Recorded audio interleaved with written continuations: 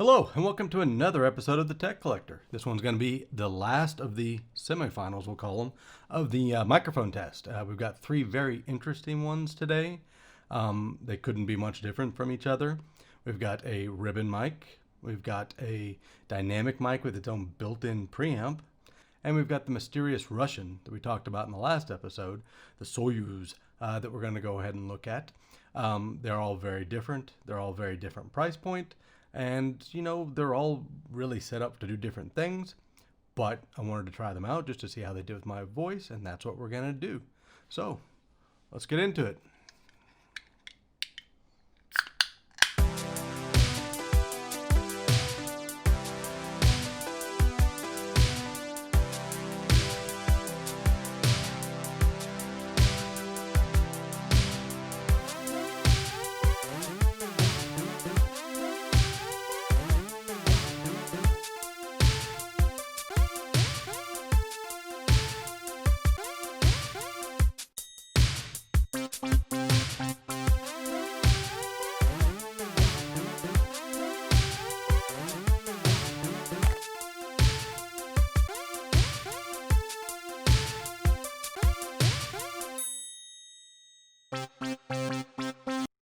The Soyuz 017-FET is the next one up. We're going to be testing. This one was I guess we called it the mysterious Russian at the end of the last video. Comes with a very nice packaging. It's a kind of a custom cardboard box with foam cell inside to store the nice wooden crate that this one comes in, felt lined wooden crate. You also have shock mount. This one does come with the envelope on the inside, and the envelope on the inside has all of your warranty information, a little bit about when it was made and who signed off on it. It also has a dedicated a graph for your particular microphone, the test they did, when they did it, and what kind of readings they got from that. So that's pretty interesting to see. I haven't seen that with any of the other microphones that I've purchased. Even more interesting on this one is we kind of have that Russian nesting dolls situation here, where inside of the envelope is an even smaller envelope. And in this envelope is a card of each of the three people that either machined the equipment, wired it up, put it all together. The three people that built your microphone, which is kind of interesting. I'm pretty happy with it. I keep it on the desk, and I can tell you when you get onto your business WebEx and you have one of these sitting on the desk, it gets a bit of attention. And now on to the Aston Stealth. I'm not entirely sure why I even put this one onto the turntable. It's basically a big black cylinder. If I did have it lit up, if you have a 48 volt going to it, you actually get a purple ring telling you that you do have phantom power applied and that the preamp has been turned on. This one comes in basically a recyclable cardboard box. It does have some paperwork. It has a pin for some reason, like a pin-on pin, not a writing pin. I think even has some stickers like everybody else. This one is a cardioid pattern, 20 hertz to 20 kilohertz. It's got a 10 decibel A-weighted self-noise, what it's measuring, which is kind of high, but still perfectly acceptable. This one, when I first opened it up and I tried to mess with the quick release for the microphone stand, and then trying to fit my cables on while I had that on, you have to have it all set up perfectly, not to have to be very fidgety with that. So I was not terribly impressed right up front. But after listening to it in both dark and V1, which is what we're in right now, I have to say that the sound for a microphone that's this relatively cheap is quite good, and maybe better than my Shure SM7B or my Electro Voice RE20. And I thought it might have a really good sound based on how much I like the Origin. But yeah, this one, if you get over the looks and kind of the unwieldiness of its quick release and how everything fits into the back of this thing, it is a fantastic microphone. The Royer R-10 comes in a plastic kind of carry case with the handle. It's a very small carrying case, but it's really nice to be able to store it in, especially since these are fairly sensitive. As we will discuss in a bit, it is figure 8 pattern, which is the only non-cardioid microphone I think I have in the collection here. And what that means is it has a very wide, almost cardioid reception area in the back and the front. It measures at 30 hertz to 15 kilohertz, so it does roll off a little bit on the top compared to a lot of the others that go from 20 to 20 or 30 to 20. Very insensitive at negative 54. They don't provide any noise floor, self-noise measurements on what they actually give you, so I'm not really sure where they are.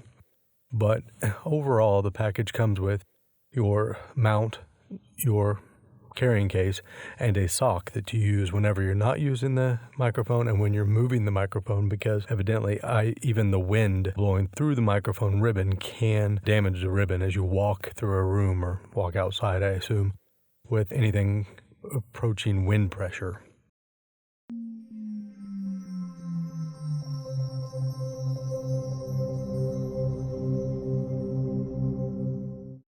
So here we are again with 3 mics set up, going directly into the RODECaster Pro. To give it a typical YouTube-ish kind of setup, I will be testing all of the microphones in the finals through some better equipment, either the Apollo Twin or the Mix Pre, depending upon what I'm feeling like at that day and how much gear I want to haul around. So what we have here are 3 very different microphones at very different price points. The Stealth I mostly just got because I really like the Aston Origin that I also have, and I wanted to try it out. I will say, it doesn't have the appeal, the visual appeal of the Origin. It's kind of an ugly microphone when it really comes down to it. Nothing really all that special about it physically. It is a big microphone too because it's got that preamp built in there. The quick release mic stand holder is really just kind of a pain because you can't fit your cables in there. It's always in the way. So I say from day one, I have not been terribly impressed with it. And I'll say the biggest issue with it has been that the 40 decibel amplifier that's built into this thing kind of overdrives everything. It's a bit much. Most of the other guys are in the 25 to 35. I do have the FET head on the ribbon mic because it's a very insensitive microphone. And it's I think 35, 25, something along those lines. I'll put it up there. And it works well. It doesn't overdrive anything, where I find that the Stealth overdrives a lot. And I have the RODECaster Pro set down to 0 for the gain because it's a bit too much. I could probably just turn it off and use it as a standard without the preamp, which we'll do at some point. The Royer is the newest, and it's their cheap one. It's their R-10, but it is evidently a giant killer in their whole lineup compared to some of their more expensive, fancier cased microphones. And up to this point, I've played with it a bit. I've been very impressed with it. It's obviously not the right thing for my untreated space, but when we go back into my closet/whisper room and test this thing, I think it's probably going to really be a nice sound for my especially sibilant voice, which is really a pain. And the Soyuz. I know Bandrew pronounces it differently, but this is how the people that make the thing pronounce it, so I'm calling it Soyuz. I think it's absolutely fantastic. It's a very smooth, it takes a lot of that pressure off of the sibilants, and I think it's probably going to be, my number one microphone. The only issue with it is with its fairly substantial vibration shock mount. It weighs so much that my crappy Heil and Rode arms won't even hold it up. It just kind of droops down and does nothing. I might have to buy much more expensive arms to make this thing actually work on my desk setup, but the sound quality might make it worth it, and it's just a really cool mic. I'm not a big fan of gold, but in this setup, I can live with it. Not bad at all. So those are the 3 that we're going to be talking about, and we're going to, as I've been showing you across the bottom, I'm going to be switching back and forth between all of them to kind of see what we're dealing with audio quality. Just so you can do a comparison. I've got all of the effects turned off on the RODECaster Pro. There's nothing on there, none of the big bottom or any of those kind of things turned on. It should be just passing through straight signal. is the idea. We take it into Audition and just match levels, and that's all I'm doing at this point. I think that's what I've done on all of them, and I think I've gotten them pretty close.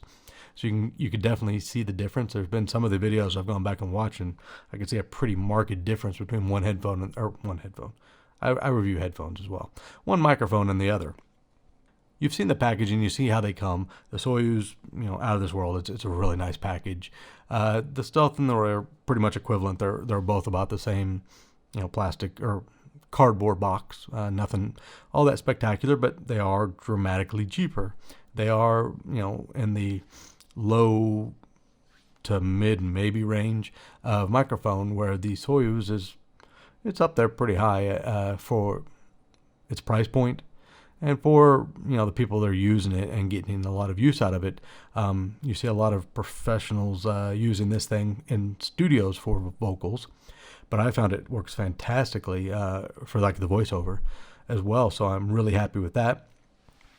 I think off the bat, I would say both the Royer and the Soyuz need good pop filter, because they are very sensitive when it comes to that, as a ribbon and as a fairly sensitive large condenser mic.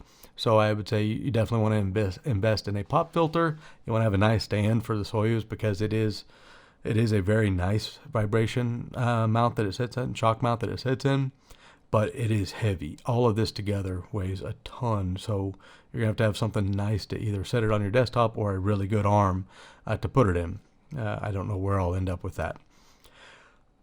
As they all go, I think both the Royer and the Soyuz both kind of take a little bit off the top, which works really well for me. The difference with that one and the Stealth is you can do several different options with the Stealth. You've got the men's voice, the female voice, the guitar, and dark, which I think is what I have it on right now. As we're going through, I probably should have told you that, but I'll put it in the text. So we have that one in dark, which is supposed to be their kind of ribbon emulator.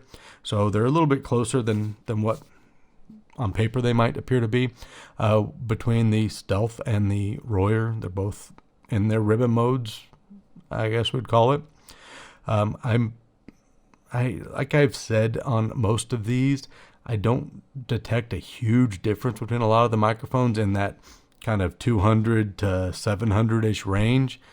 There might be minor differences. I think once you go above that, you start to see some differences. Some of them bad, in my opinion. Some of them, they get very, very heavy presence spikes, which don't work well for me. But I think most of the $200 to $700 ones that I've looked at, I could take any one of them. They're all fine. There's some of them that I'm definitely not going to keep. But I would think the majority of them that I've tested will stay in the proverbial microphone locker, and we'll get some use. So let's talk a little bit about some of the the use that I'm having to have with these guys. I think with the ribbon, it will largely be in. I have the Aston Halo, and I have kind of a whisper roomish kind of thing set up in the closet here that actually works really well. I think the figure 8 pattern of that ribbon is going to work much better in there than it does, in an open environment here with a computer screen right behind it. I think we're probably going to get a lot more noise with the ribbon than we will with the other guys. The Soyuz, I've been using it. I've even been using it for, WebEx and Zoom calls, because I really like the thing. I've done a couple of podcasts with it already, and it worked out really well. I've actually redone some of my other podcasts that I'd done with the SM7B or the Electrovoice RE20, and found it to be a dramatically better sound quality end result. But that would be expected for the price, I guess.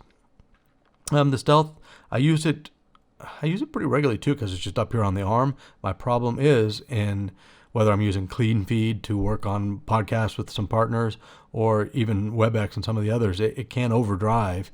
And with that, that preamp turned on, I don't know why there's so much preamp in that. I don't think it needed it, but it can overdrive and it can get a little bit harsh.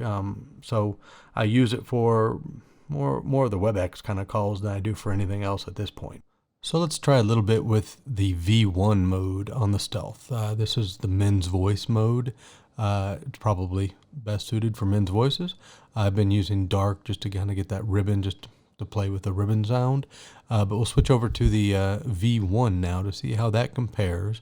Kind of cycle through all of them again so you can listen exactly what we have between all of these. I don't know that the ribbon, the actual royer, sounds a whole lot like the dark mode on the Stealth. I think the dark mode's actually darker than the particular royer R-10 ribbon, but I tend to like the dark mode. It sounds pretty good, and it definitely smooths out the highs even more than the other two guys here do when you put it into dark mode. So I think that kind of wraps up these three microphones. All of them had good sound quality, nothing to complain about. I think just the form factor of the Stealth, I did not necessarily like a couple things about it, but the sound quality was top notch. The royer, you know, for a ribbon, you know, it seems to be fairly well built, fairly strong, and then the sound quality is better than I expected with, you know, in an open environment with computers and everything all around here. I did not seem to have as much noise as I expected. Good to see that. So now we're going to just kind of go over some of the other ones that have been in this whole series of tests, so we can kind of go over, you know, who all's in the competition for this final that will be coming soon. The first is the one I'm using right now, and that's the DPA 4061. Yeah, the sound quality is not great, but the ease of use is fantastic, especially if you don't want the microphone to be seen, but you want to have decent recording without getting a lot of the room noise in. The next one we had was our Shure SM7B, kind of the industry standard. Everybody wants one, everybody's got one, and everybody's using the hell out of them. After that we have the Aston Origin, which I think is a really cool little microphone. This is the black edition, so it came with all of the different accessories that come with that black edition. And we got the big guy here with his giant vibrating shock mount, and that's the Electro Voice RE20. And go to a much smaller, is the Lewitt LCT 440 Pure. Little guy, fairly cheap compared to most of these, and pretty good quality, especially build quality. I thought was really good for the price point. Next we had the CAD E100S, a little bit more expensive. I think does best in an environment a little bit less room noise. You know, in the closet. We'll see that a little bit if it does make the finals for our test. And finally, the OC18 from Austrian Audio. It's about the sexiest one, and it has the coolest capsule. I don't know that it's necessarily perfect for my voice or my room, but maybe it'll make the finals as well. You never know. If you guys have any opinion on all of these and what you've heard and what actually should move into the finals for this competition, feel free to leave a comment. I'm interested in hearing what everybody else is hearing, because I don't know. Maybe I'm missing things in the things I hear, so it's good to get other people's opinions. So feel free, post it in the comment. Let me know which ones of all of these you think should be, you know, in our final of our tournament here, to determine who, you know, is going to be, which are going to be my go-to microphones, and which ones are going to kind of get shoved into the closet and used on special occasions. Hope you enjoyed it. Hope you found it informative, and we'll see you on the next one. Thanks a lot.